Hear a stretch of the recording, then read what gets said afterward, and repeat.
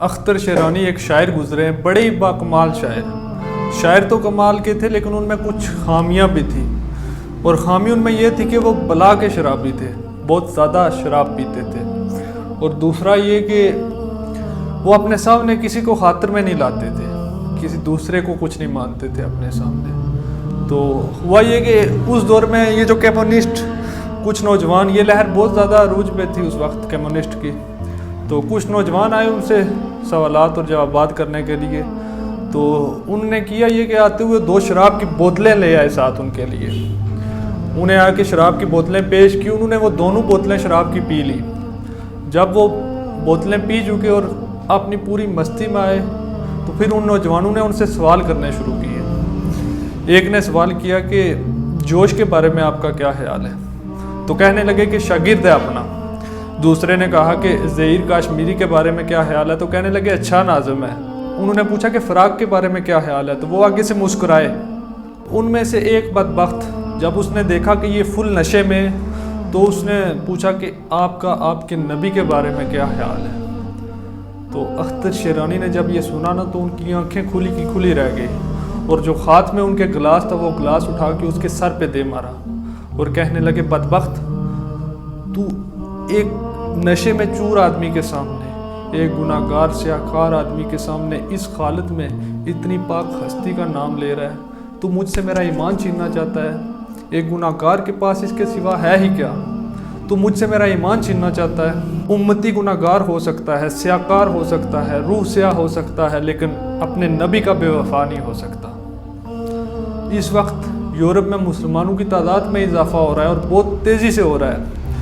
وہ لوگ چاہتے ہیں کہ ان کو کسی طریقے سے کم کیا جائے، ان کو بدنام کیا جائے۔ فرانس میں جو معاملہ ہوا کچھ عرصہ پہلے وہ بھی آپ کے سامنے ہے، لیکن ان کے گھٹانے سے یہ چیزیں گھٹ نہیں سکتی۔ یہ کیا خاکے بنائیں گے؟ اللہ تعالیٰ نے تو اپنے نبی کا سایہ نہیں بنایا کہ کوئی اس کی بے ادبی نہ کر دے، تو یہ کیا خاکے بنائیں گے؟ اور خاکہ پھر اس انسان کا بنتا ہے جس کی تصویر ہو۔ یہ تو اپنے خاکے بنا رہے ہیں۔ وہ سوچتے ہیں کہ یہ نشے پہ لگ جائیں گے، یہ مختلف اور کاموں میں لگ کے یہ اسلام سے دور ہو جائیں گے، یہ ان کی بھول ہے۔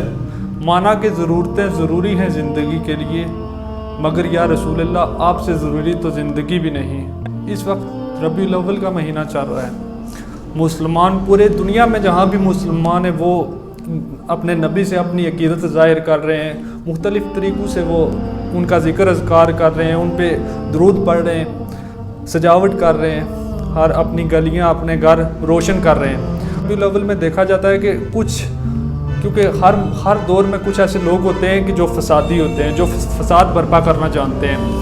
وہ ٹولہ جو فسادی ٹولہ ہے وہ ہر اچھی چیز میں سے وہ نیگیٹو پہلو ڈھونڈ رہے ہیں۔ کچھ لوگ جو یہ بھی کہتے ہیں کہ یہ پیسہ کسی غریب کو دے دیں، ٹھیک ہے، یہ آپ کی بات ایک اپنی جگہ درست ہے، لیکن اب آپ کو پورے سال میں اسی مہینے میں اس چیز کی یاد آتی ہے کہ غریبوں کو کچھ دینا چاہیے۔ جب آپ کو اپنی کوئی خوشی ہوتی ہے، جب آپ کے گھر کوئی خوشی کا سما ہوتا ہے، آپ میں سے کسی کی شادی ہوتی ہے یا کسی اور طرح کی کوئی خوشی آپ کے گھر ہوتی ہے، تو تب آپ نہیں دیکھتے کہ ہم کتنی فضول خرچی کر رہے ہیں، تب آپ اپنے پورے گھر کو روشن کرتے ہیں۔ آپ آتش بازی پہ، فائرنگ پہ کتنے پیسے ضائع کر رہے ہوتے ہیں، ڈول باجے پہ، لوگوں کو کھانا کھلانے پہ۔ یہ بھی تو رسمیں ہم لوگوں نے بنائی ہوئی ہیں نا، یہ دنیا نے بنائی ہیں یہ رسمیں، ان پہ آپ فضول خرچی کیوں کرتے ہیں؟